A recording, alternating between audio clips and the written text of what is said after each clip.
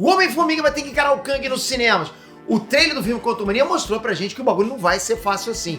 Nas revistas, galera, o Kang é vilão pra mais de metro. É vilão que desafia os Vingadores. É vilão que precisa juntar os Vingadores de diferentes eras, diferentes universos, pra dar conta de um cara só, né? Que chances tem o Scott Lang e a patota dele contra o Kang? A resposta pra isso pode ter saído agora nos quadrinhos. Scott Lang e os parceiros dele conseguiram derrotar o Ultron na forma definitiva dele. O Ultron virou o Ultron pai de todos, com poderes divinos, uma entidade cabulosa demais, galera. E mesmo assim, o Homem-Formiga derrotou o bichão. Como é que foi isso? Como é que aconteceu isso? É o que a gente vai ver agora nesse vídeo. Vamos lá.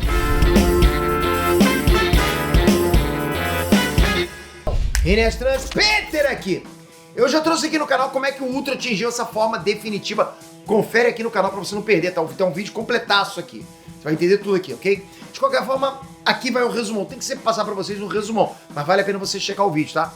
O Ultron, ele foi derrotado e os Vingadores prenderam o robô num caixão de vibrânio com encantamentos asgardianos. Olha isso, né? O Ultron tem fama de sempre voltar mais poderoso. Então os Vingadores trancaram a carcaça do robô nesse bagulho lá, de vibrânio com magias asgardianas, ok? Só que os Vingadores, eles queriam mais. A ideia era jogar esse sarcófago do Ultron no reino quântico, deixar perdido lá pra nunca mais ser encontrado. Tava lacrado, porra, com magias asgardianas jogada dentro do reino quântico. Parece que tá o policial tentando se livrar do rabugento, lembra disso? Mas o Ultron é tinhoso, o Ultron é malandro pra caramba. O robôzão tá fundido com cor do Hank Pym, né, que é o criador dele nos quadrinhos. Aí usando a telepatia de formiga, né, porque ele tá fundido com o Hank Pym, então ele consegue usar a telepatia de formiga. Fazendo isso, o Ultron chamou o Formiga Negra pra soltar ele. E quem é a Formiga Negra, Peter? Esse sujeito é um robô também e usou um raio envelhecedor no sarcófago. Resultado, o caixão foi acelerado 1 milhão de anos de uma vez só. Aí nesse processo, o Ultron absorveu o vibrânio e também as runas asgardianas, aquela magia asgardiana que tava naquele sarcófago, tá? O Ultron se tornou, então, Ultron pai de todos, como se fosse o Odin. E agora, como é que se vence um deus desse? O Homem-Formiga conseguiu, você vai entender isso agora, depois de metralhar o like, como você sempre faz. Você sempre deixa o like e cada vez você faz isso, pô, eu volto com mais força, não tem como. É por isso que eu não paro, você sempre pergunta, como é que o Peter consegue? É isso, vocês não param, né? Tamo junto, sempre obrigado, galera, vamos lá. Bom, galera, 1 milhão de anos é tempo pra caramba, né? Você lembra que ele foi acelerado 1 milhão de anos? E o que o Ultron fez durante todo esse tempo? Bom, vamos lá. O vilão, o Ultron, né? Ele chegou em Asgard carregado de magia e tomou o poder do Odin, pai de todos. Todos os Asgardianos foram derrotados ou aprisionados. A partir daí, o Ultron envia uma legião para conquistar a Terra. Ele consegue. A maior parte da vida orgânica no planeta é destruída. Os humanos restantes foram escravizados através de implantes cibernéticos, né? Todos os heróis são aniquilados. Deu ruim. Um único sobrevivente ousou desafiar o Ultron. Foi um robô. Foi um Doombot, né? Um dos últimos robôs do Doutor Destino. Essa máquina ousou resistir ao poder do Ultron pai de todos. Esse Doombot, né?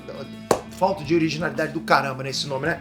Mas esse Doombot, ele usou o equipamento de viagem no tempo do antigo mestre dele, o Victor Von Doom, que é o Doutor Destino.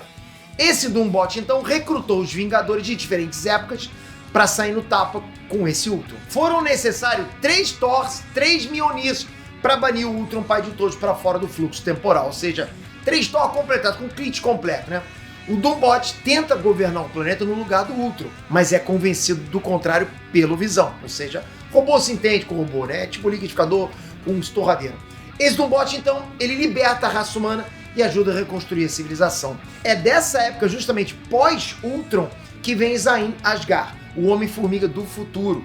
Com a melhor das intenções, né? O Asgard, ele viajou pelo tempo, tentando reconstruir a forma como as formigas interagem entre si, ok? Ele queria restaurar o ecossistema do futuro, mas fez besteira. As viagens do tempo desse Homem-Formiga trouxeram de volta Ultron, pai de todos. O vilão conseguiu escapar da prisão dele no tempo e retornou com sangue nos olhos. Zain Asgard, não confunda Asgard com Asgard, não. O sobrenome dele é Asgard, né? Parece, né? É foneticamente a mesma coisa, mas enfim. Zain Asgard, ele só viu uma solução para resolver isso. Viajar no tempo outra vez, é sempre assim, né? Ele tentou voltar até o Hank Pym antes da criação do Ultron. Hank Pym não sabia o que fazer, não tinha a menor noção de como enfrentar esse Ultron cósmico. Não teve jeito então, né? bora viajar no tempo outra vez, recrutar a ajuda de outro Homem-Formiga. Chegamos então em Scott Lang.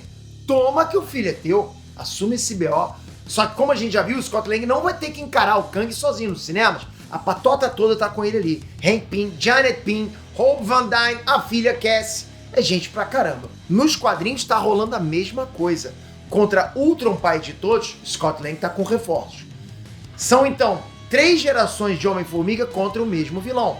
São Scott Lang, Hank Pym e Zane Asgard juntos. Passado, presente e futuro do manto do Homem-Formiga. Pô, isso é maneiro pra caramba, né, galera? No braço não vai rolar. Scott Lang até tenta ficar gigantão e largar um soco na fuça do Ultron, mas não surge tanto efeito assim. Só que os heróis têm um trunfo. Se o Ultron matar o Hank Pym do passado, ele vai provocar um paradoxo, né? Se o Hank Pym morrer agora, tipo, o Ultron nunca vai ser criado. Como é que fica isso? Como é que o Ultron pode lutar com um cara que ele não pode matar? Essa luta também resolve uma outra questão, tá? O Ultron se fundiu com o Hank Pym e acredita que é os 2 organismos ao mesmo tempo. Só que não. Se o verdadeiro Hank Pym atingisse o poder divino do Ultron, pai de todos, ele iria fazer de tudo para desfazer essa fusão. É nesse momento que a ficha cai pro Ultron. Ele não é o Hank Pym. Ele não é uma fusão. Ele é Ultron e ponto, acabou. Então a gente que tá lendo pode ficar com a consciência tranquila, né? O verdadeiro Hank Pym deve estar agora em um lugar melhor. Ele não tem mais nada a ver com essa abominação que diz que tem parte dele. Ok, mas a dúvida continua. Como é que se derrota o Ultron na forma de um deus asgardiano, né? Seria um deus asgardiano ultronificado? Bom, os heróis recrutam outro Homem-Formiga das linhas temporais. É o Eric O'Grady, que foi o terceiro Homem-Formiga em tempos recentes agora, né? Antes de morrer, lógico. Mas o Ultron também chama reforços.